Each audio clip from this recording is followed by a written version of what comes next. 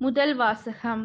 பர்னபா தூய ஆவியால் ஆட்கொள்ளப்பட்டு நம்பிக்கை நிறைந்தவராய் பெருந்திரளான மக்களை ஆண்டவரிடம் சேர்த்தார். திருத்தூதர் பணிகள் நூலிலிருந்து வாசகம். அதிகாரம் 11 இறைவசனங்கள் 21 முதல் 26, அதிகாரம் 13 1 முதல் 3. அந்நாட்களில் பெருந்தொகையான மக்கள் நம்பிக்கை கொண்டு ஆண்டவரிடம் திரும்பினர். இந்த செய்தி எருசலேம் திருச்சபையினரின் காதில் விழவே அவர்கள் பர்னபாவை அந்தியோக்கியா வரை சென்று வர அனுப்பி வைத்தார்கள்.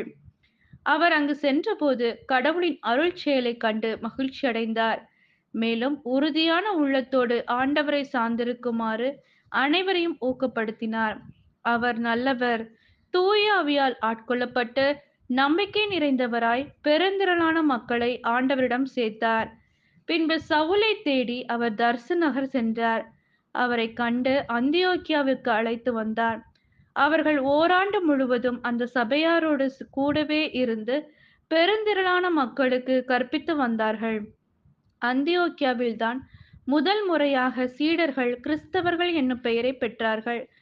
அந்தியோக்கிய திருச்சபையில் பர்னபா, நீகர் எனப்படும் சிமியோன், சிரேன் ஊராகிய லூக்கியு, குறுநில மன்னன் ஏரோதுவுடன் வளர்ந்த மனாயின், சவுல் ஆகியோர் இறைவாக்கினராகவும் போதகராகவும் இருந்தனர்.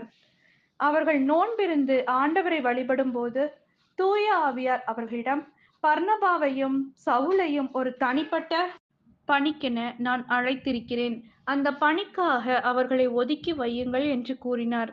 அவர்கள் நோன்பிருந்து இறைவனிடம் வேண்டினார்கள். தங்கள் கைகளை அவ்விருவர் மீது வைத்து திருப்பணியில் அமர்த்தி அவர்களை அனுப்பி வைத்தார்கள். இது ஆண்டவரின் அருள்வாக்கு. இறைவா உமக்கு நன்றி.